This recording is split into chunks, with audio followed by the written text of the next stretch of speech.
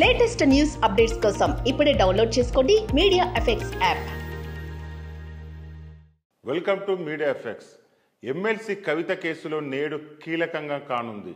Delhi liquor కేసులో arrest అయిన MLC Kavitha ED custody నేటితో ముగియనుంది. దీంతో కవితను ఢిల్లీలోని రౌజ్ అవెన్యూ కోర్టు నేడు ప్రవేశపెట్టనున్నారు ఈడీ అధికారులు.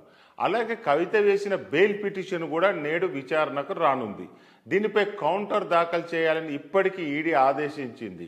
రౌజ్ అవెన్యూ కోర్టు మరో 4 రోజులు కవితను ఈడీ కస్టడీ కోరే అవకాశం ఉన్నట్టు తెలుస్తుంది.